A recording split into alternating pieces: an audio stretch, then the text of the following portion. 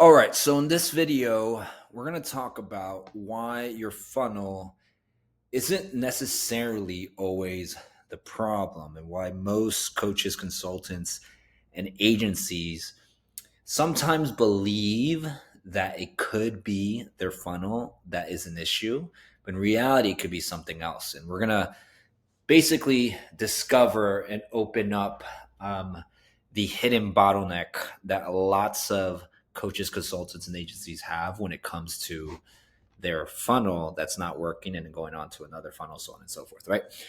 So let's kind of paint the picture, right? What is the ideal scenario, right?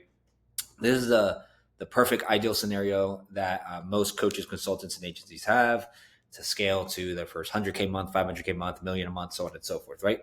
But there's really an art in this, and there's more complexity in this. But I'm gonna break it down to a simple version, right? So a lot of times, whatever current your funnel have, the perfect scenario is you got a funnel, VSL, DTA funnel, low ticket funnel. They submit their information. Or they purchase, or they sign up for the webinar, right? Whatever process you have, right? Typically, you have a setter to book a call, right? Or maybe the setter's taking a triage call and then they book that call. It goes to a closer call, or sorry, the call actually gets closed, right? On the closer call. So it could be close or closer call, right? Therefore, you end up having a good ROAS, right? 5x plus. You put $100, you get $500 back, right? And from there, you're just like, hey, I have a 5x ROAS, I have an 8x ROAS. Let's just scale this. And then every week is the same exact scenario, right? Now, that's the ideal scenario. And I think that's what most people end up having. What they believe, is actually going on. And a lot of times, before I kind of dive, a little bit deeper, the type of funnels that most people use are either some sort of webinar, challenge funnel, a VSL funnel where they watch like a video sales letter, put in information, apply, book a call. Low ticket, they purchase, low ticket to high ticket. Either social media, whether DMs or link in bio, a DTA, direct application, or some sort of lead form ads, right? And what ends up happening a lot, right, is in this, it's not necessarily the funnel, but this is the area that I'm going to highlight a little bit more, right? So let's kind of scroll down here. So you have your current funnel and you're booking calls, and specifically where most people actually end up highlighting the area of focus and shedding light on is the closer calls, right? And what really ends up happening is you will potentially get people to submit their information and perhaps even book a call, right?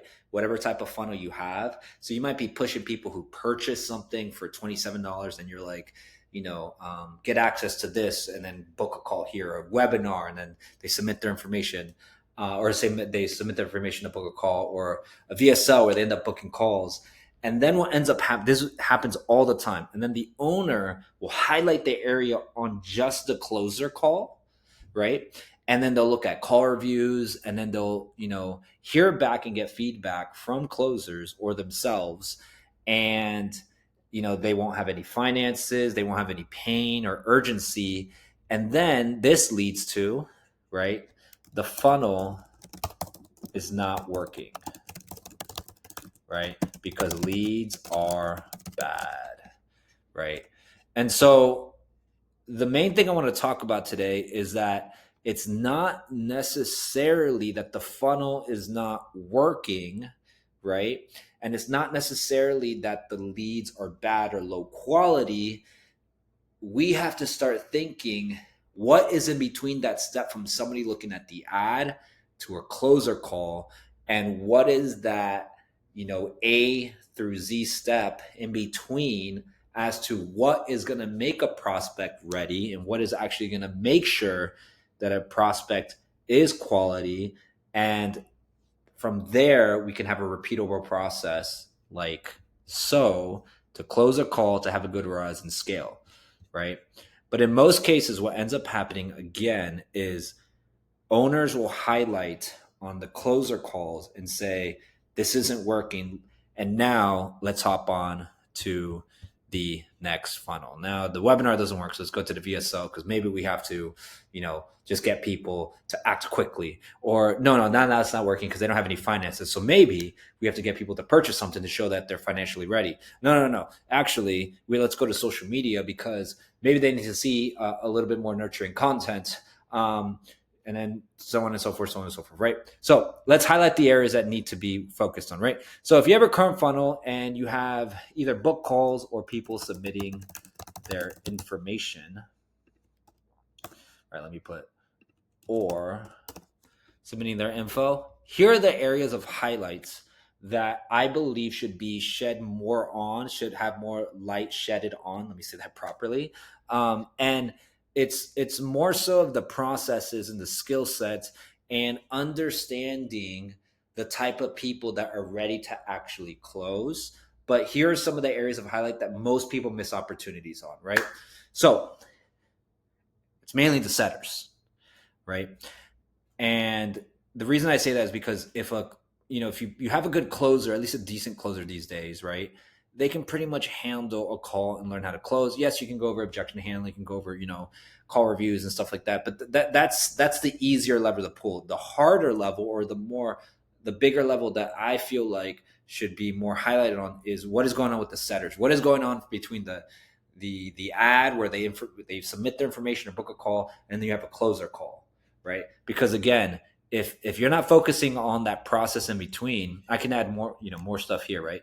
Then you're gonna have more no shows and all these things, and then what ends up happening is this collection of things cause you to go to another funnel. So let's go into the processes that actually matter, right? So first of all, when somebody submits their information or when somebody actually books a call, what does speed to lead look like? Right? And what I mean by speed to lead is max within 3 to 5 minutes. Right? Let me type in max. Right? So if somebody books a call, is there a text and or a call that if it's going to a closer call, that there's a confirmation call to understand where they're at and if it actually makes sense to even book that closer call? Even if it's for a setter call, is there a speed to lead for that to increase the show up rate for the setters and or the closers, and also the quality for those as well, right? What ends up happening if you don't is you end up getting lots of no shows, or you get people who hop on a closer call who just booked immediately from an ad and they're super cold, right? Because they haven't even had contact with anybody in between that. And we believe that in this day and age, in 2025, 2026, so on and so forth, that, well, let's just book a call and, this ad's going to work. This is a need that they want and they're just going to pay me $5,000. No, it doesn't work that way, right?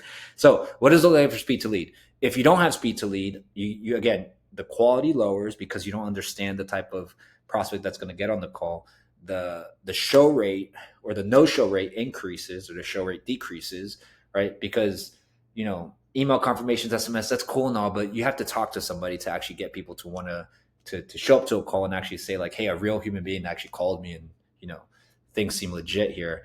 And then on top of that, speed to lead also increases the amount of people that we can actually contact, even for those people that didn't actually book a call, right? So if you have a 40% booking rate and you're not doing speed to lead on 60% of those people, right? That's a lot of people that we could be contacting, therefore not helping with the ROAS, so on and so forth. All right, follow up, right? So let's, within 48 hours, right? In most cases, whatever setter you have or whether you're the setter, right? Are we following up with people, right? It doesn't matter if we're just doing speed to lead.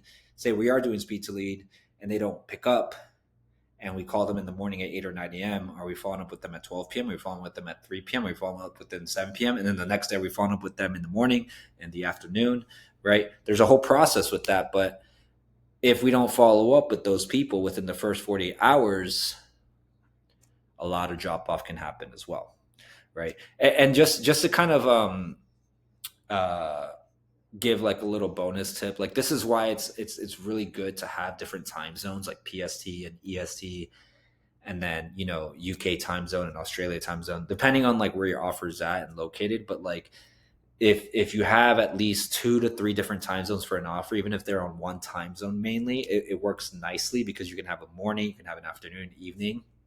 You don't just have like one person being like, oh man, like 8 a.m. to 10 p.m., which long term that's hard to do, right? What does the actual setter call look like? That's super important. I always say pain, urgency, finances, and I'll get to this. And then what does a handoff look like with data, right? So all I'm trying to say here, guys, is you don't have to look at the closer call specifically all the time, right? The closer call is important, but the setter and the nurturing system, I'm going to add a little bonus here as well, is mainly the thing that influences the closer call. So instead of just looking at the closer call and saying like what's happening, the front end is the marketing and the ads and the messaging, the creative, the positioning, right? But on the back end is the closer call, right? What does it look like between the front end and the back end? What is that step that you're including with the process, a sales process that gets people to want to show up, that gets people to want to pull out their wallet, and gets people to actually want to sign up because they're ready, right? So let's kind of highlight a couple things here, right? There's another thing, and I'm going to talk about the assets, but setter calls here, right? What does it look like with the quality of the handoff calls from the setter to the closer, right? I always say you don't have to overcomplicate setter calls, right? A lot of people try to overcomplicate it. I've seen lots of different types of like methods, and again, I'm not saying those things are wrong, but again, you don't have to do like it doesn't have to be complicated. As a setter, right? Whether it's you or your setter team, you're searching for mainly 3 things. Do they have pain, right? Because that exposes need, right? Is there urgency? Meaning in the timeline, is it something that they want to do soon, right? And then lastly, do they have finances, right? And you can discover those things without having to be super direct of like, do you have $5,000? Because guys, that's going to scare off people. Come on, let's be real. Like, do you have $5,000 to invest in yourself?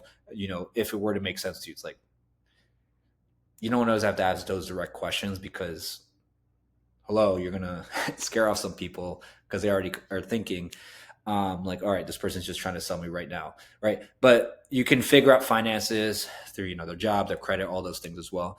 And here's kind of a little bonus tip with this is the tonality of how somebody says it is also super important, right? If somebody's saying, "Oh yeah, I've